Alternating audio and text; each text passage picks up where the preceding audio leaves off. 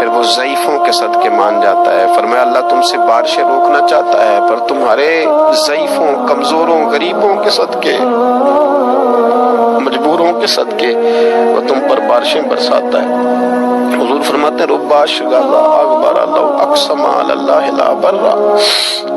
کچھ ایسے لوگ ہوتے ہیں کہ ان کے بالوں میں خاک پڑی ہوتی ہے، چہروں پہ مٹی الجھے ہوئے ہوتے ہیں، لیکن اگر وہ اللہ پہ قسم کھا لیں تو اللہ ان کی قسم بھی پوری کر دیتا ہے، قسم بھی۔ حضرت عبداللہ ابن مبارک فرماتے ہیں، ابن قدامہ نے لکھا ہے، فرماتے ہیں بارش نہیں ہوتی تھی مکے میں، قحط پڑ گیا تو سب لوگ مسجد الحرام سے باہر کھلی جگہ میں نکلے دعا کرنے کے لیے، سب اپنی اپنی دعائیں کر رہے تھے۔ تو میں تھوڑا باہر ہوا تو اچانک ایک غلام آیا، کالا سیاہ رنگ، 2 رکعتیں نماز پڑھ کے تو ہاتھ پھیلائے تو کہنے لگا اللہ مجھے پتہ ہے یہ جو کچھ بھی ہوا ہے میری نافرمانیوں کی وجہ سے ہوا ہے۔ ناراض ہو گیا نا تو نے بارش روک لی، ناراض ہو گیا نا، ہمیں سبق سکھانا چاہتا ہے نا، یہ کسی اور کی وجہ سے نہیں، یہ صرف میری نافرمانیوں کی وجہ سے۔ اللہ رحم فرما، تیرے بندے تھوڑی سی بھی سختی برداشت کرنے کی طاقت نہیں رکھتے، کمزور ہیں، ڈر جاتے، غلام ہے، دعائیں مانگ رہا۔ حضرت عبداللہ ابن مبارک فرماتے ہیں اس نے چہرے پہ ہاتھ پھیرے تو کالی گھٹائیں چھا گئی، بارش ہونے لگی۔ میں اس کے پیچھے گیا، اس کا گھر ڈھونڈ آیا، تعقب کیا، پیچھا کیا، گھر میں نے تلاش کر لیا، اور گھر کو تلاش کر کے جب میں واپس آیا تو میں نے حضرت فضیل بن عیاض سے ذکر کیا تو کہنے لگے کسی طریقے سے اسے حاصل کرو۔ فرماتے ہیں میں اس کے گھر گیا، اس کے مالک نے مجھے دیکھا تو کہا عبداللہ ابن مبارک میرے گھر، اتنے بڑے ولی، اتنے بڑے درویش، اتنے بڑے محدث۔ میں نے کہا تیرا غلام چاہیے، اس نے کئی غلام دکھائے، میں نے کہا نہیں یہ نہیں، اس نے کہا یہ بڑے بڑے اچھے ہیں، کوئی سے بھی آپ لے لے، خرید لے، میں نے کہا نہیں۔ پھر وہ لاغر صاحب، وہ کمزور صاحب، وہ ضعیف سا نکل کر کے آیا، میں نے کہا یہ مجھے دے دو، تو کہنے لگا یہ تو بیچارہ بے ضرر سا آدمی ہے، کیا لے کے کریں گے؟ میں نے کہا نہیں مجھے یہی چاہیے۔ میں اس کو ساتھ لے کے چلا تو راستے میں پوچھنے لگا آقا میرے اندر تو کوئی ایسی بات نہیں تھی، مجھے کیوں خریدا؟ آپ مجھ سے کیا خدمت لیں گے؟ تو عبداللہ ابن مبارک فرمانے لگے میں نے کہا کوئی خدمت بھی نہیں لوں گا، میں تو خود تیری خدمت کروں گا، میں تیرا بیاہ کراؤں گا، تیرے لیے مکان بناؤں گا، میں تیری خدمت کروں گا، میں تیرا اور تیرے رب کا رشتہ سے دیکھ چکا ہوں۔ کہتے میں نے یہ لفظ کہے تو مجھے کہنے لگا 2 رکعتیں پڑھ لوں، اب مجھے لے جانا پر 2 رکعتیں پڑھ لوں؟ کہتے میں نے کہا پڑھ لو۔ تو 2 رکعتیں پڑھنے کے بعد میری طرف دیکھ کے کہنے لگا آقا مجھے اپنا حق معاف کر دینا، میں خدمت نہیں کر سکا۔ پھر کہنے لگا اللہ راز تو کھل گیا، اے اللہ راز تو کھل گیا، اللہ تیرا میرا معاملہ تھا، راز تو کھل گیا، راز تو کھل گیا، اللہ راز تو کھل گیا، میں سراپا مخزن راز تھا، میں رہا تھا مدت و راز میں، یہ تو تیرا شوق کے دید کشا کشا مجھے کھینچ لایا مجاز میں، اللہ راز کھل گیا۔ یہ لفظ کہتے کہتے کہتے کہتے اس شخص نے کلمہ پڑھا، اس کی روح پرواز کر گئی، اس کی روح ہی پرواز کر گئی۔ تو کبھی ان کمزوروں کے ذریعے بھی اللہ کو منایا جا سکتا ہے، تو رب کو منانے کی کوشش کریں، اس کے حضور عجز کی کوشش کریں۔ ہر آدمی اپنے گھر میں بیٹھ کر، اپنے مصلے پہ بیٹھ کر، تنہائی میں بیٹھ کر اس سے کہے، اور یاد رکھنا وہ بڑا کریم ہے اور وہ بڑا قدیر ہے، بڑا قادر ہے، 1 منٹ لگاتا ہے اور ہر چیز اس کے کرم میں نہا جایا کرتی ہے، اس کے فضل میں ہر چیز نہا جاتی ہے۔ بوڑھے بھی دعائیں کریں، مائیں بھی دعائیں کریں اور بچے بھی دعائیں کریں۔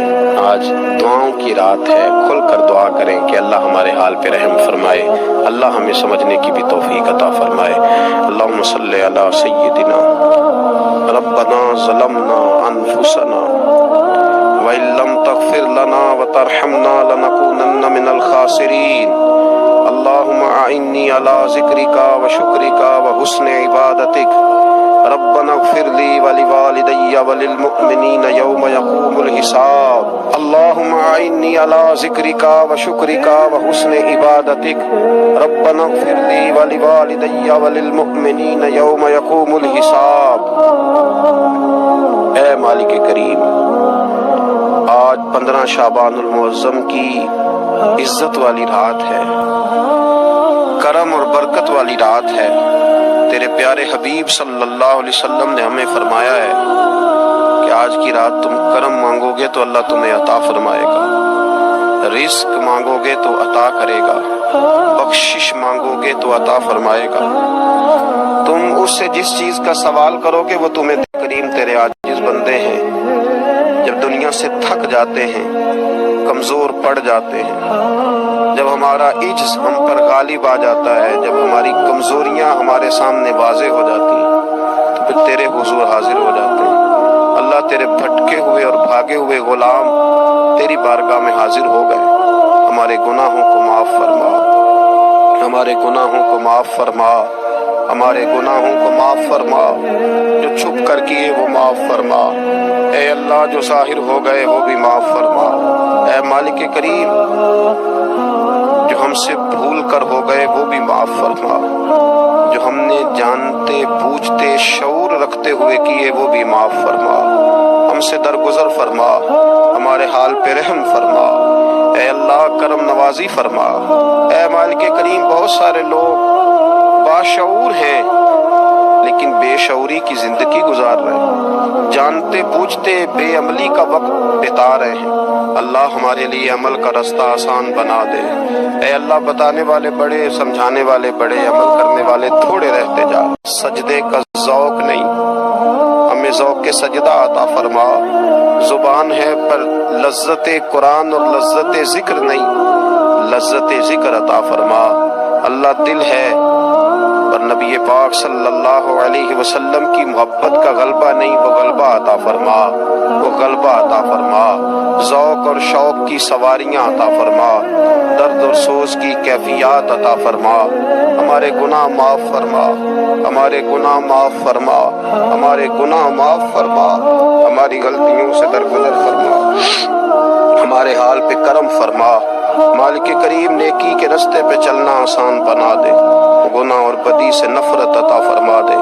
اے اللہ ہمارے کمزوروں پہ رحم فرما، بیماروں پہ رحم فرما، مجبوروں پہ رحم فرما۔ مالک کریم بڑا کڑا وقت آیا ہے انسانیت پر، اللہ تیرے بندوں کی لاشیں سڑکوں پر پڑی ہیں، کوئی اٹھانے والا نہیں۔ اے مالک کریم لوگ بیمار ہیں، لاچار ہیں، تکلیف میں ہیں، تو سب سے بڑا طبیب ہے، اپنی بارگاہ سے شفا عطا فرما، اپنی بارگاہ سے شفا عطا فرما، اپنی بارگاہ سے شفا عطا فرما، تندرستیاں عطا فرما۔ اے اللہ کوئی ایسی برسات فرما کہ بیماریاں دھل جائیں، اے اللہ بیماری دھل جائے، اللہ آزمائش ختم ہو جائے، اے مالک مسجدیں پھر سے آباد ہو جائیں، مسجدیں پھر سے